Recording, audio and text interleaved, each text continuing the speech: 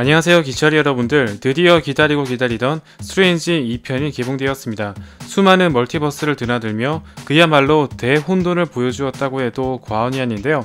멀티버스를 중심으로 엄청난 사건이 벌어진 만큼 앞으로 어떤 영향이 끼치는지에 대해서 짚고 넘어가지 않을 수 없겠죠. 이번 시간에서는 스트레인지와 완다의 사건으로 인해 과연 어떤 사건이 일어나게 될지 한번 알아보도록 하겠습니다.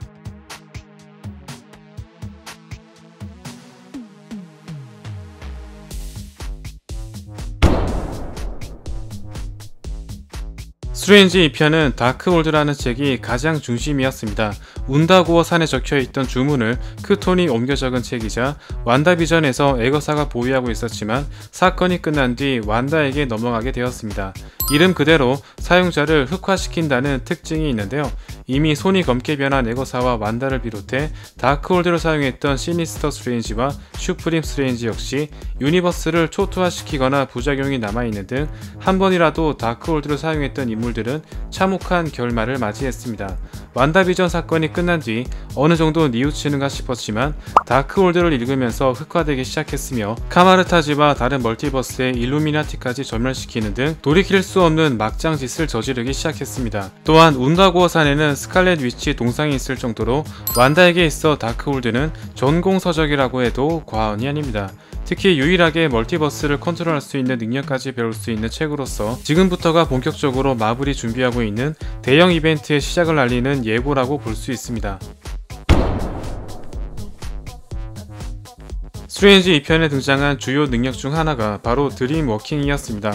이미 꿈이라는 차원을 통해 다른 멀티버스에 나를 볼 수 있었으며 드림워킹을 통해 본격적으로 다른 멀티버스로 빙의가 가능해졌습니다.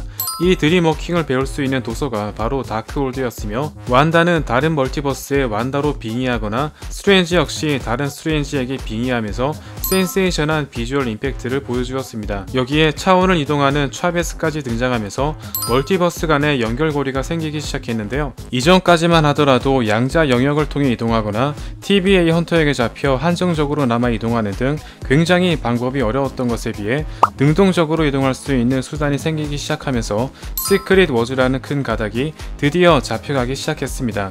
인피니티 스톤과 타노스를 중심으로 스토리가 진행되었던 이전 페이즈에 비해 페이즈 4는 뭔가 따로 논다는 느낌이 강했었는데요. 이러한 설정들을 하나로 묶어줄 수 있는 연결고리가 생기기 시작했으며 마치 시크릿 워즈를 준비하는 빌드업인 듯 파프롬 홈과 닥터 스트레인지 2에서 616과 838이라는 유니버스 번호까지 명확하게 언급되었죠. 특히 드림 워킹을 시전할 경우 양쪽의 유니버스가 충돌하는 인커전이 발생되는데요.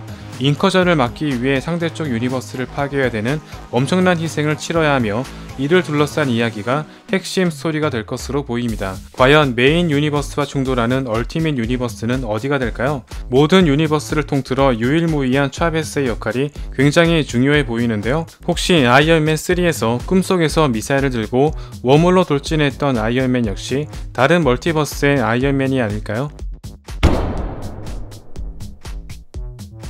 이번 영화를 통해 역대 가장 무서운 인물로 거듭남과 동시에 MCU 역사상 가장 대역죄를 저지른 완다 막시모프 스칼렛 위치입니다. 메인 유니버스의 카마르타지를 폭격하고 수많은 마법사들을 상대로 무차별 학살을 시전했으며 다른 유니버스의 완다로 빙의하여 일루미나티까지 잔인하게 죽여버리는 등 도저히 구원받지 못할 상황이라고 해도 과언이 아닙니다. 시리즈가 진행되면서 히어로 활동을 하거나 스스로의 과오를 조금씩 뉘우치긴 했지만 애초에 일찍 부모가 사망한 고아였으며 한평생을 불행 속에서 살았던 인물이었기 때문에 이러한 완다의 성격이 다크홀드에 의해 흑화되면서 더욱 심각해졌다고 볼 수 있는데요. 슈프림 스트레인지가 다크홀드를 통해 인커전을 발생시키면서 다른 유니버스의 스트레인지까지 심판대에 올랐던 것처럼 판타스틱 4의 멤버를 비롯해 엑스맨과 인휴먼스 그리고 어벤져스들까지 모두가 그녀를 심판하게 될 것으로 보이는데요. 특히 엑스맨의 정신적 기둥이었던 자비에게까지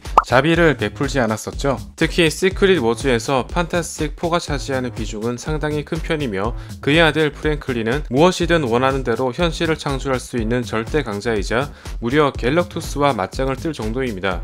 일루미나티가 점멸되었다고 한들 새로운 리더가 나타날 가능성도 큰 편이며 앞으로 벌어질 시크릿 워즈의 규모를 키우는데 불씨를 당긴 사건이었습니다. 다크홀드는 사라졌지만 이미 드림워킹을 해본 몇 안되는 인물이기 때문에 멀티버스를 위협할 수 있는 존재인데요. 과연 스칼렛 위치가 저지른 죗값은 어떻게 치러질 것인지, 다른 유니버스의 인물들은 어떻게 그녀와 대적할 것인지 앞으로의 행적을 지켜보도록 하겠습니다.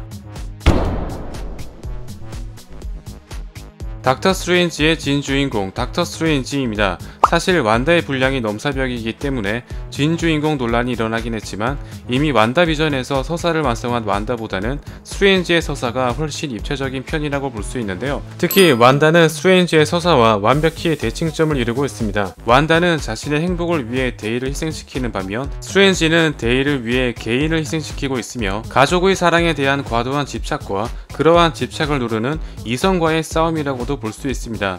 또한 다크홀드나 다른 매개체에 의해 모두 흑화되는 등 엄청난 능력에 걸맞게 상당히 결말이 좋지 못한 것이 특징인데요. 이러한 가운데 유일하게 칼자루를 쥐고 있던 인물이 바로 메인 유니버스의 닥터 스트레인지였죠. 차베즈와 함께 다른 멀티버스를 경험하면서 또 다른 스트레인지가 저지른 업보를 통해 결국 어떤 파멸을 불러일으키는지 보게 되었으며, 차베즈의 능력을 훔치려 했던 디펜더 스트레인지와는 달리 차베즈가 완다의 마음을 돌릴 수 있도록 믿음을 불어넣어주면서 스칼렛 위치의 광기를 멈추게 됩니다. 다른 유니버스이긴 하지만 크리스틴에게 고백하며 사랑에 대한 트라우마까지 어느 정도 극복했는데요. 항상 독단적이었던 이전과는 달리 크리스틴과 함께 다크홀드의 저주를 이겨냈었죠. 이후 고장난 시계를 고친 뒤 그동안 멈추었던 자신만의 시간이 흐르게 됩니다. 또한 소서러 슈프림 웡에게 아주 깍듯이 그에게 인사하는 모습도 볼 수 있었죠. 영화는 시작부터 행복이라는 단어를 계속 언급하고 있습니다. 항상 데이를 위해 누군가를 희생하는 쪽을 선택하면서 그러한 선택이 끊임없이 죄책감을 남겨주었지만 이번 영화를 통해 자신을 에워싸고 있는 트라우마를 청산했으며 결국 스트레인지의 선택으로 인해 완다와 차베스 그리고 자신에게까지 모두에게 더 나은 결말을 선사하게 되었습니다.